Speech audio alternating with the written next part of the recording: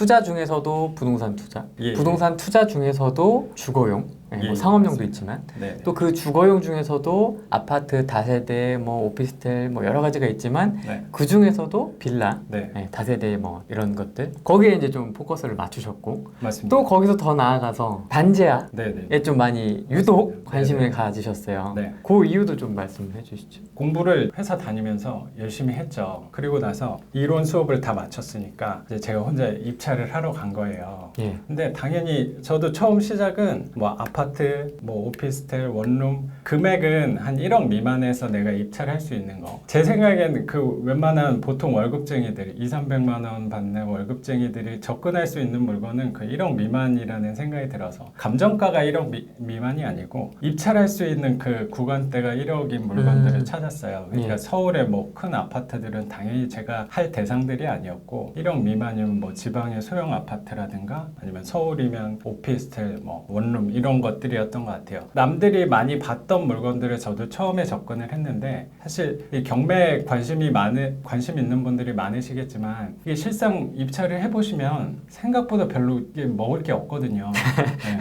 싸지가 않아요, 경매가. 절대 싸지 않아요. 뭐 해보시면 아시겠지만 근데 저도 마찬가지였거든요. 그게 제가 시작했던 2012년이라고 그때는 부동산 경기가 좋지 않았으니까 싸게 받을 수 있었던 거 아니냐라고 말씀을 하시는데 그때도 아파트는 싸지 않았어요. 그래서 저도 막 수십 번 폐차를 했죠. 그래서 이건 답이 아닌 것 같다. 이렇게 내가 높은 가격에 받아서는 어쨌든 제일 경매에서 중요한 거 제가 재테크하고 하는 이유가 수익률 높은 거를 해야 되는 건데 비싸게 받으면 수익률이 당연히 좋지 않잖아요. 예. 그래서 싸게 받는 걸 제가 한번 전체적으로 부동산을 검색을 해봤는데 그 중에 눈에 들어오는 게 반지하가 있었어요. 그 이유 때문에 반지하를 시작하게 된 것 같습니다. 그 반지하 중에서도 서울에만 그렇게 좀 집중적으로 투자를 하고 계신 것 네네네. 같더라고요. 네, 맞습니다. 네, 뭐 그 특별한 이유가 있으신가요? 서울 반지하를 한 게 저는 이게 좀 웃으실 수도 있는데 서울의 개발 가능성 당연히 뭐 중요하죠. 서울은 세계적인 도시니까 그 서울의 가치를 처음에부터 보고 했던 건 아니에요. 그런 가치에 대해서 생각했던 거는 제가 계속 하는 중에 이런 가치들이 많이 있구나, 장점들이 많이 있구나라고 생각을 했던 거지. 제일 처음에 접근했던 거는 집이 가까워서 제가 서울에 거주하고 있거든요. 가장 중요한 게 저는 회사가 가장 중요하니까 회사를 다니면서 할 수 있는 부동산을 찾았어요. 근데 네. 뭐 어차피 제가 다른 지역은 갈 수가 없었고 집에서 가까운 지하철로 이동할 수 있었던 서울 지역으로 했던 것 같아요. 낙찰을 받고 보니까 서울의 반지하는 생각보다 좋은 점들이 너무 많았던 것 같아요. 그러면 서울 반지하의 투자처로서의 장점이 좀 뭐가 있을까요? 제가 생각할 때는 그러니까 서울이라고 규정 짓기보다 한정 짓기보다 반지하는 상대적으로 싸죠. 싸다는 거. 네, 지상층보다는. 네. 그 싸다는 점이 저는 가장 큰 장점이라고 생각을 해요. 근데 이게 저도 처음 그 반지하 부동산을 낙찰을 받았을 때 이게 세상에 많이 알려진 게 아니고 제가 물어보고 배울 수 있는 사람들이 사실 없어서 물건을 보러 갔을 때 고민을 되게 많이 했거든요. 이런 집에서 과연 사람이 살 수 있을까라는 생각이 솔직히 들었어요. 솔직히 말씀드리면 저는 반지하 생활을 한 적은 없거든요. 네. 그래서 이런 집에서 사람이 살 수 있을까 했는데 반지하가 싸다는 장점 때문에 낙찰은 받은 거죠. 그래서 그거를 임대 놓고 하는데 장점들이 굉장히 많더라고요. 특히 뭐 어떤 게 있었냐면 어쨌든 서울에 지금 뭐 인구가 점점 감소하고 있다 하는데 제가 생각할 때 서울의 인구가 감소하는 이유는 거기에 살고 싶은 사람들이 줄어들었다는 측면보다 집값이 비싸니까 살고 싶어도 살 수 없다는 생각이 사실 들었거든요. 예. 살고 싶은 사람은 많은데 부동산이 비싸기 때문에 사람들이 많이 못 산다는 생각이 들어서 근데 서울은 굉장히 살고 싶은 도시라고 생각이 들어서 수입이 좀 적으신 분들도 어쩌면 조금 가난하신 분들도 서울을 꼭 살아야 되는 이유가 저는 있었던 것 같아요. 근데 요새 공급되는 주택들을 보면 이런 부자들이나 그런 중산층을 위한 주택들은 공급이 많이 되는데 어쩌면 조금 소득이 낮으신 분들을 위한 주택 공급은 사실 되고 있지 않거든요. 근데 이 반지하는 분명히 가난한 사람들을 위한 대표적인 집이거든요. 예. 수요는 분명히 많이 있는데 그런 공급은 전혀 되고 있지 않은 측면. 예. 그래서 그런 임대 수익을 노렸을 때 분명히 좋은 점이 많이 있다고 생각이 들어요. 네. 싸다라는 네. 걸 이제 강조를 해주셨는데 네네네. 자 그렇지만 이제 이런 반응들이 있을 겁니다. 자 싸다고 해서 받았는데 네. 사실 그 싼 거 이상의 스트레스와 또 추가적인 비용이 발생한다라든지 네네. 뭐 여러 가지 문제점들이 있지 않느냐 이제 여기에 대해서 네. 좀 이야기를 해볼까 합니다. 네. 반지하 하면 생각나는 문제가 있습니다. 침수나 누수나 이런 건물이 노후돼서 발생할 수 있는 하자. 네, 이런 것들은 좀 어떻게 그러면 대응을 하고 계세요? 그 질문도 되게 많이 하시는데 누수가 생겼을 때 어떻게 하냐. 예. 사실 그런 질문을 하셨을 때 저는 솔직히 뭐라고 답을 해야 될지 모르겠더라고요. 누수 생기면 수리하면 되는 거 아닌가라는 생각.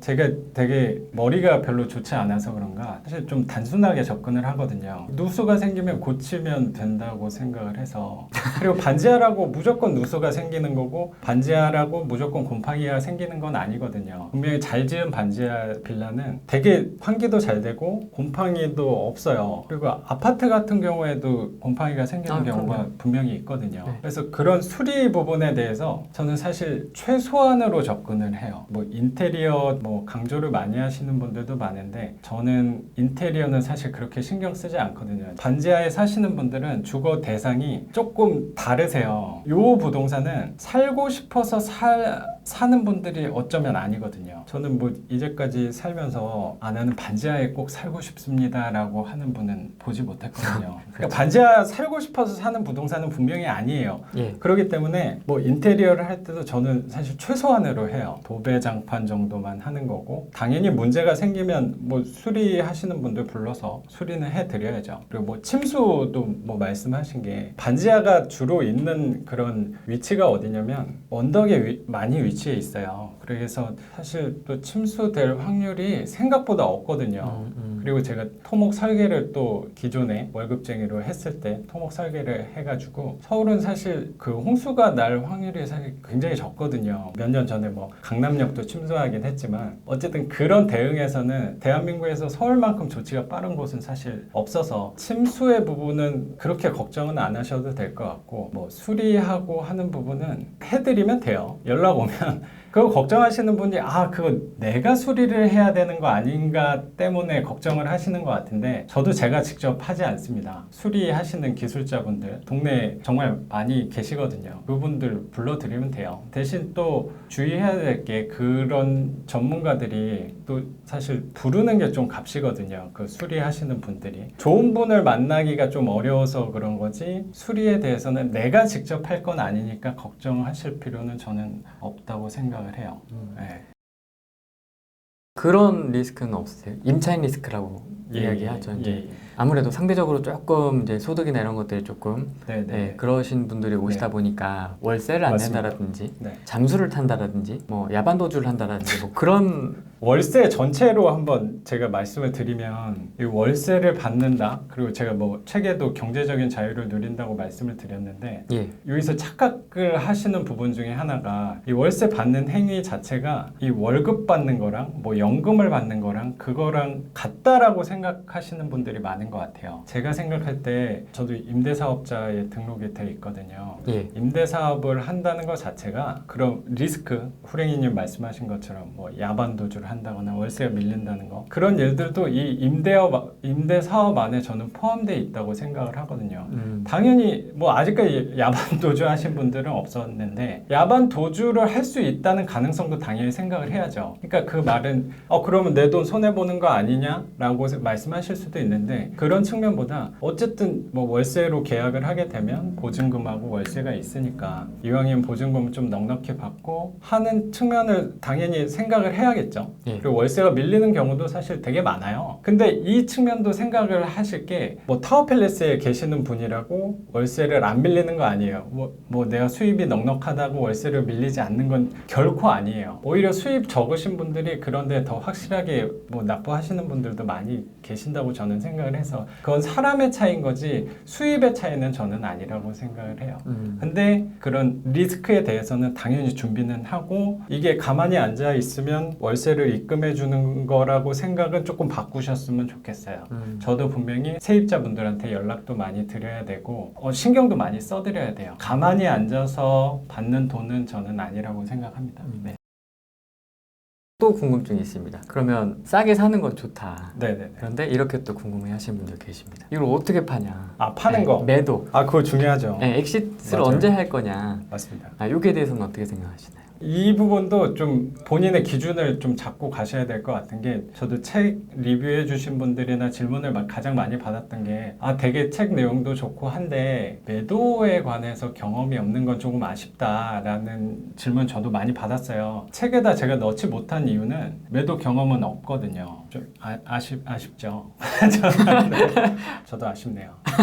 저는 어째 관점이, 이 반지하 부동산은 당연히 반지하 부동산이 저는 이상적인 물건이라고 말씀을 드리는 건 아니거든요. 내가 투자를 하면서 어떤 포지션에 위치해서 투자를 하느냐를 가장 먼저 정해야 되는 것 같아요. 저는 파는 생각은 사실 하지 않고 투자했어요. 그러니까 반지하는 팔리기는 쉽지 않죠. 근데 월세 수익률에 있어서는 분명히 장점이 많거든요. 저는 현금흐름 투자자이기 때문에 월세만 보고 오직 투자를 했기 때문에 파는 생각을 사실 하지 않고 접근을 했어요. 그러니까 저 포지션은 뭐냐면, 어쨌든 저는 월세 수익률만 보고 투자를 했어요. 근데 전부 다 서울은 아니지만 대부분 서울 반지하를 갖고 있거든요. 예. 사람들은 이 허름한 반지하를 사고 있다고 생각을 하는 것 같아요. 근데 제 핵심은 그게 아니거든요. 저는 서울에 땅을 사고 있는 거라고 생각을 하고 있어요. 예. 그래서 저는 이 허름한 반지하를 파는 측면에서 접근을 하는 게 아니고, 뭐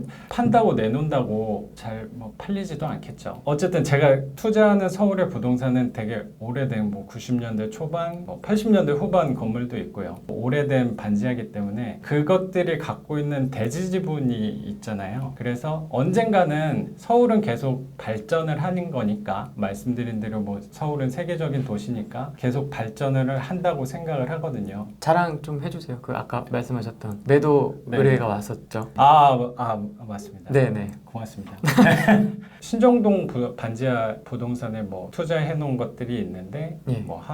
건축업자께서 연락이 와서 땅 지분대로 매도를 하는 거죠. 그래서 그건 아직 제가 매도를 하진 않았는데, 구체적인 제 탈출구는 사실 그런 측면인 거죠. 제가 개인한테 팔려고 투자를 하는 건 아니고, 장기적으로 여기가 재건축, 재개발이 될 수 있는 확률이 분명히 서울은 높기 때문에 그런 측면에서 접근을 하는 거예요. 그런 건축업자분들이나 아니면 개발이 또 될 수 있는 부분이 있으니까, 그때는 제 건물을 파는 게 아니고 반지하가 갖고 있는 대지 지분을 판다는 개념으로 생각하시면 좋을 것 같아요. 네. 이게 제 집인데요. 이 집하고 사실 더 오래된 집이 이 집이었는데, 우리 출구 작전에 대해서 걱정을 많이 하시는데, 저는 언제가 출구 작전이냐고 생각을 하냐면, 이 집이 사실 제 집보다 더 낡은 집이었거든요. 근데 어쨌든 이 집처럼 되는 게 우리의 미래예요. 우리는 이 집이 될 동안, 이렇게 신축으로 바뀔 동안 그냥 기다리는 게 아니고, 언제 오르지 초조하게 기다리는 게 아니고, 월세를 받으면서 기다리면 마음 편하게 기다릴 수 있지 않을까 생각을 합니다. 네. 지금까지 몇 채 정도 투자를 하셨나요? 제가 책에는 23채라고 적어놨는데, 예. 또 최근 한 달, 2달 전쯤에 한 채를 더 낙찰을 받아서 24채를 투자했습니다. 그럼 다 반지하인가요? 대부분 다 반지하고 한 3채 정도는 지상층. 네. 지상층도 하시네요. 맞습니다. 제가 반지하가 좋다고 말씀을 드렸는데, 지상층도 좋아하고 아파트도 좋아합니다. 네네. 근데 다른 지상층 부동산도 마찬가지예요. 제가 지상층 부동산을 좋아하지 않는 게 아니고, 싸다면 당연히 입찰을 하고 수익률이 된다면 투자를 하고 있습니다. 근데 대다수는 지상층은 싸게 사기가 사실 쉽지 않아서 대다수는 반지하를 갖고 있어요.